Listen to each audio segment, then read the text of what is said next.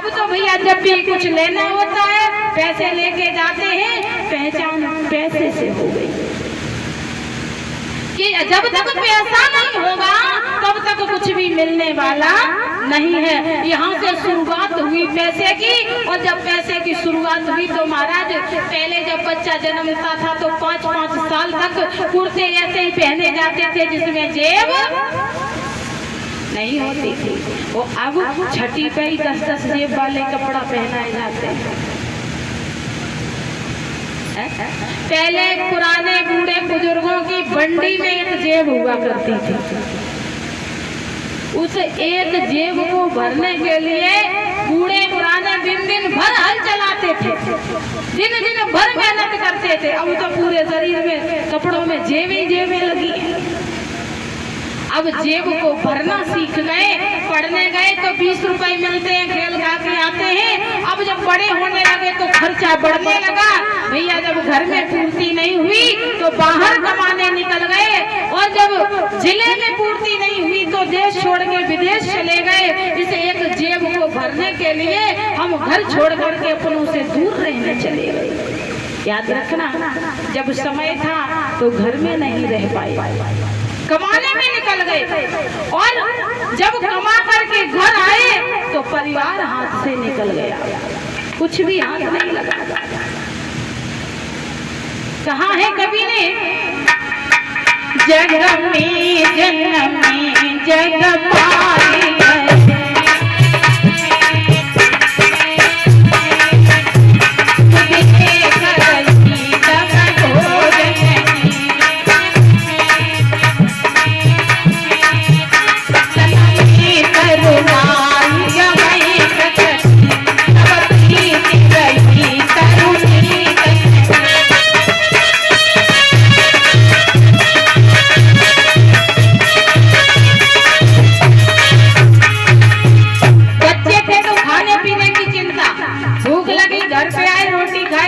निकल गए, कोई चिंता नहीं है। जवान हुए तो पत्नी से प्रेम हो गया, और जब और आगे थे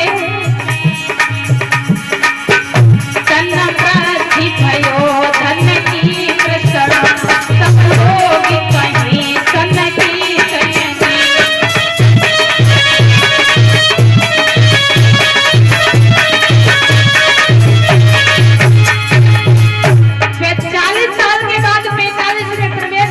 की बड़े हो गए, पढ़ाई लिखाई की चिंता होने लगी, और धन के बिना कुछ भी होने वाला नहीं है। तो अब तो सिर्फ और सिर्फ पैसा कमाने की समझ सवार है, पागल से हो गए पैसे के पीछे। अंत में क्या हुआ,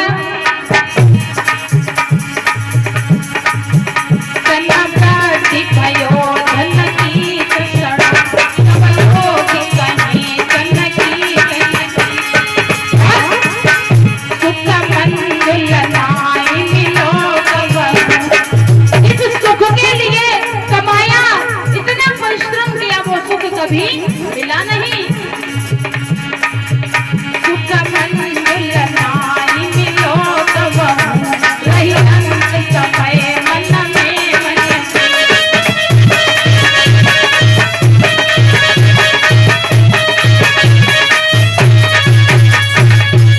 अंत समय जब आया तो जबान बंद हो गई। जो कुछ कहना चाह रहे थे तो कह नहीं गा पाए, मन की लगी चली गई। ये है मनुष्य का जीवन। अब परिचित में और हम में अंतर। परिचित का जन्म हुआ, परिचित ने कहा कि वो 4 हाथ वाला कहाँ है। परिचित का राशि का नाम, असली नाम आपको पता है? परिचित का राशि का नाम विष्णुरात है, विष्णुरात। अब विष्णुरात क्यों है? परिचित का जब जन्म हुआ तो ज्योतिषियों ने बताया, जैसा कि कथा प्रचलित है, आपको सुनाई भी होगी हमारे भैया ने, कि परीक्षित उत्तरात्मा जब समय गर्भवती थी उस समय अश्वत्थामा ने ब्रह्मास्त्र उत्तरामा के गर्भ में छोड़ दिया था। तो ब्रह्मा का काम है सृष्टि का निर्माण करना। जो आज इस संसार में मनुष्य जाति उत्पन्न हो रही है ये ब्रह्मा के द्वारा की जा रही है। तो ब्रह्मा ने जिस गर्भ की स्थापना की थी वही तो ब्रह्मा के अस्त्र के द्वारा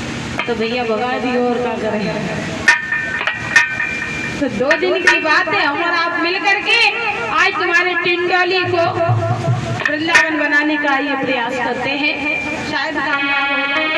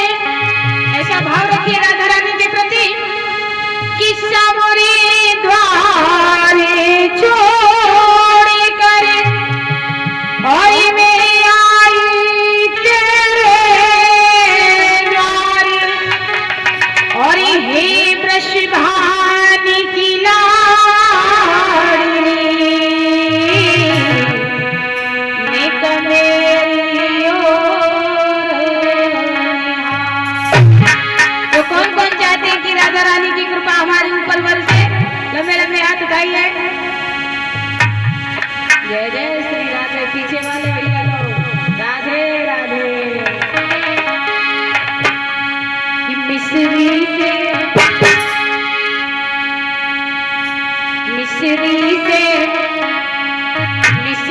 से मीठो नाम हमारी राधा मीठो।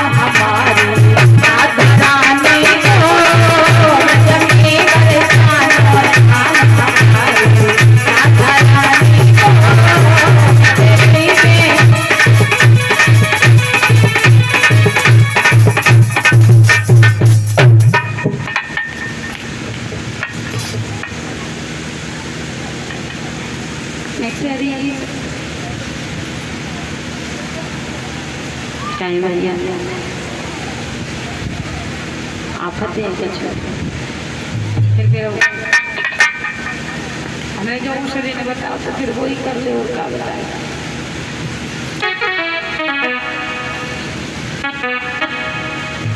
धीरे धीरे बोल कोई सुनना ले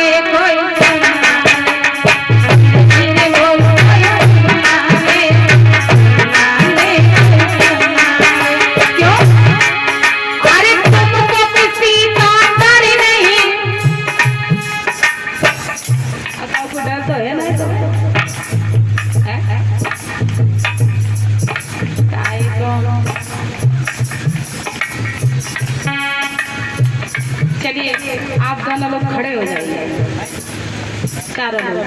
परीक्षित जी, हमारे यज्ञपति महाराज, आप तो मानो, कम से कम कोई ना माने तो खड़े हो जाइए।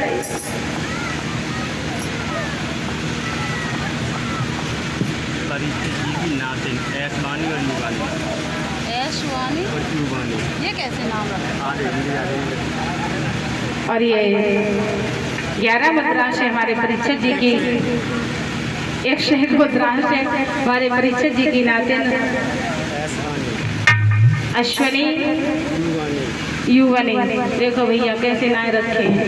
चलो कोई बात नहीं, नन्ही मुन्नी गुड़िया के जीवन में प्रभु परमात्मा सदा खुशहाल बनाए रखें। माता लक्ष्मी भंडारे भरती रहे, सदा सर्वदा ये पढ़ लिख करके अपने माँ बाप का नाम रोशन करें। देखो ये लोग बधाई डालेंगे और आप लोग ताली बजा के बोलेंगे। शर्म लगे जो इनकी बहू में बैठी हो तो बेल डालें इनके सामने। अरे मिश्री से मीठो नाम हमारे राधा रानी को, मिश्री से मीठो नाम हमारे राधा रानी को, मिश्री से मीठो। ताली बजा के बोले,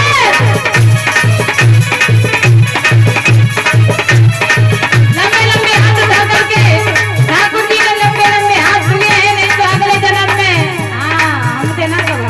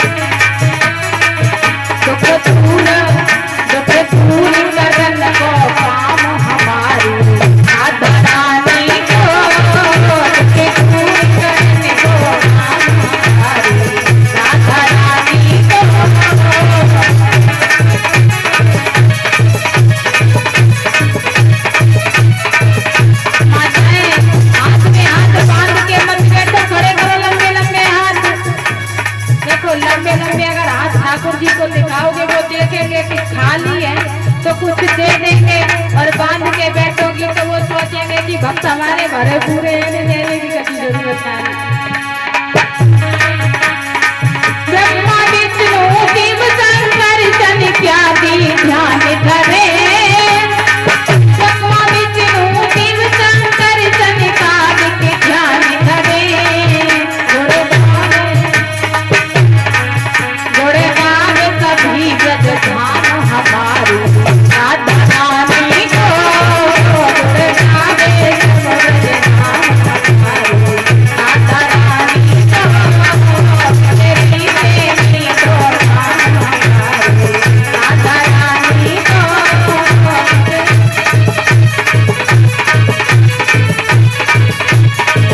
बोले राधे रानी सरकार की। भैया एक तो गाँव नहीं करते थे, जयकारू नहीं लगा, दोनों हाथ लंबे लंबे उठा करके जय। जिन्हें राधे रानी से सच्चा प्रेम हो, उन्हें कसम है राधे रानी की, लंबे लंबे हाथ उठा करके जोर से जयकार लगा। बोले राधे रानी सरकार की, शावरी सरकार की। राधे अब लग रहा है कि आप लोग कथा सुन रहे हैं। आइए प्रश्नों पर आचार्य सुखदेव जी महाराज कहते हैं, राजन परीक्षित, आज भगवान ने ब्रज में आकर के 5 लीलाएं की हैं।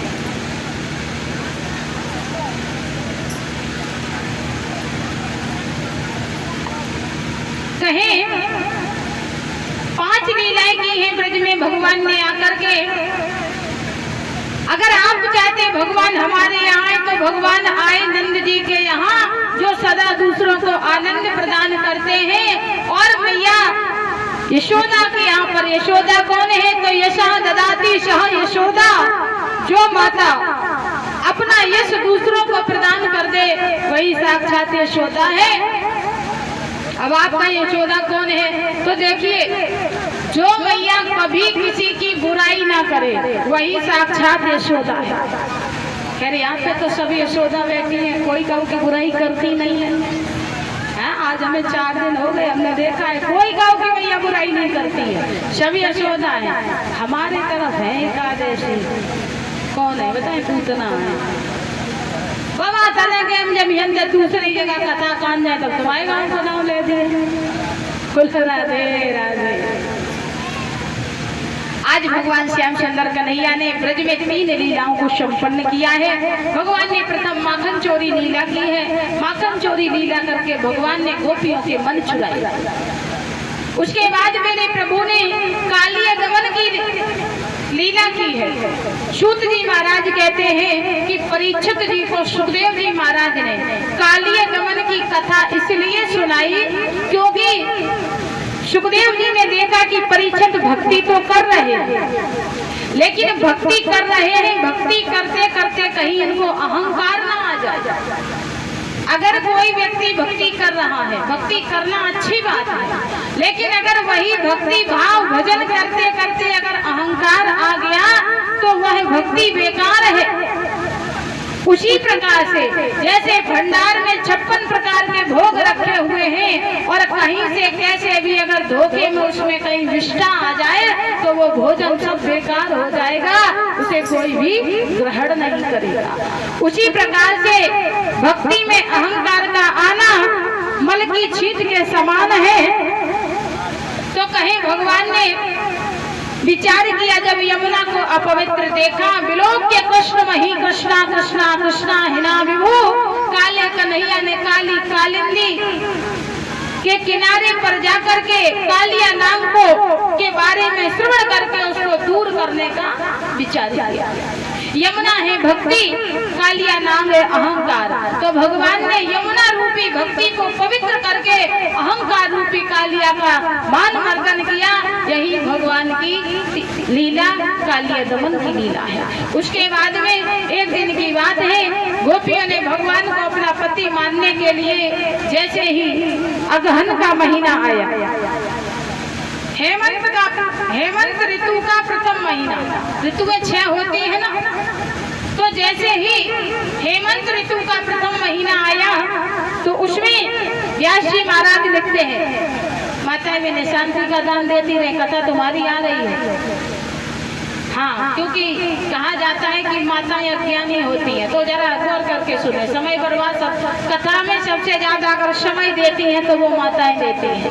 सवेरे 4 बजे उठ के परिक्रमा करने आए, हवन पे आए, उसके बाद में रोटी बनाए और रोटी बनाने के बाद में 11 बजे से कथा में आए और तब तक ना जाए जब तक आरती ना हो जाए।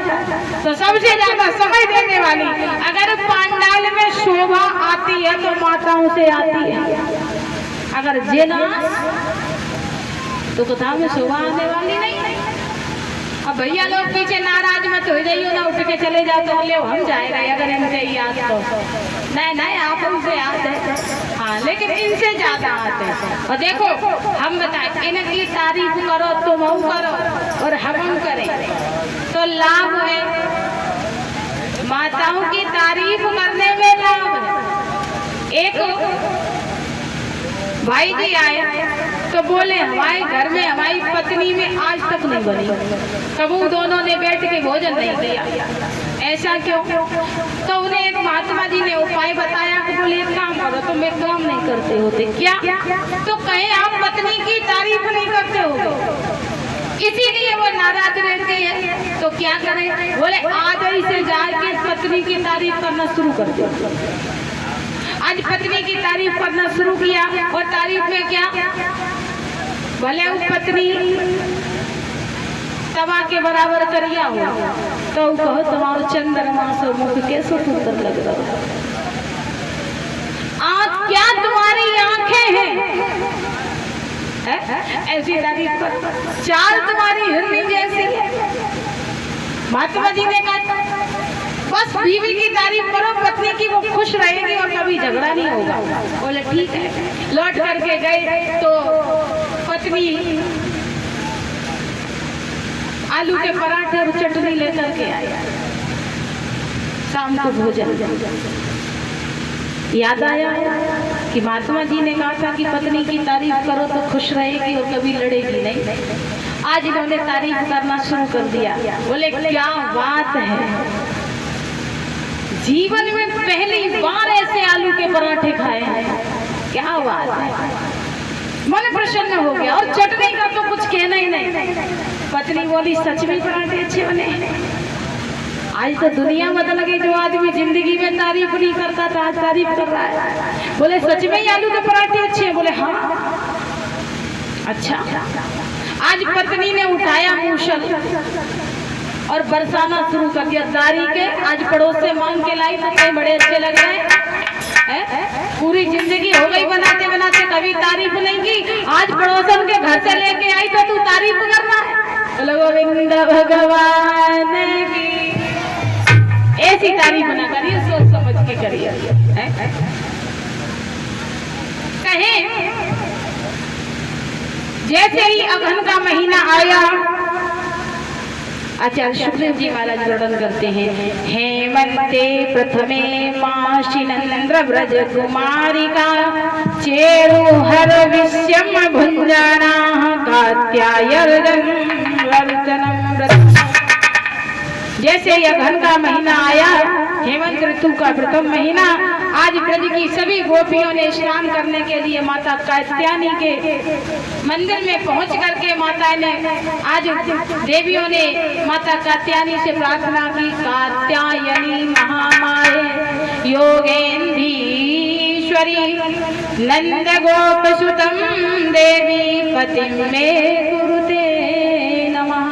प्रार्थना की, हे माता, हे महामाई, हे महायोगिनी, हे सबकी स्वामिनी, मैं आपसे प्रार्थना करती हूँ कि नंद नंदन भगवान श्री कृष्ण हमें पत्नी रूप में स्वीकार करें, ऐसी हम आपसे प्रार्थना करती हैं।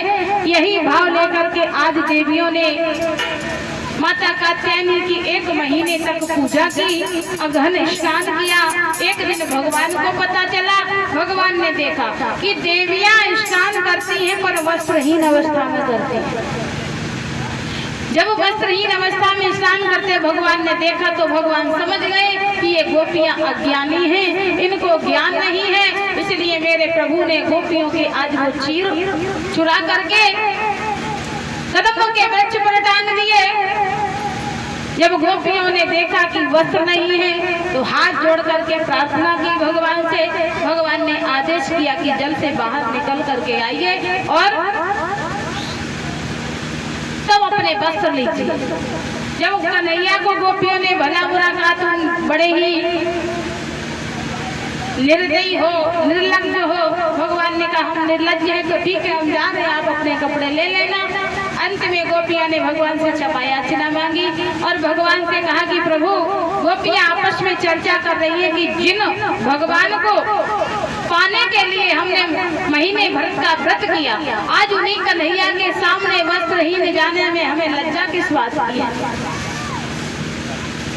कई स्थान ऐसे हैं जहाँ पर स्त्री को किसी भी अवस्था में जाने से दोष नहीं लगता है। एक तो अपने पति के सामने, जिसको वो सर्वस्व देती है, उस पति के सामने किसी भी अवस्था में जाने से नारी को दोष नहीं लगता है।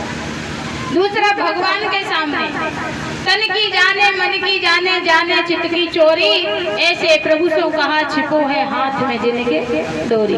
भगवान के सामने चाहे 1000 कपड़े पहन के जाओ, चाहे एक भी पहन के ना जाओ, उस परमात्मा से कुछ भी छुपा नहीं है। इसलिए भगवान के समक्ष किसी भी अवस्था में जाने से नारी को दोष नहीं लगता है।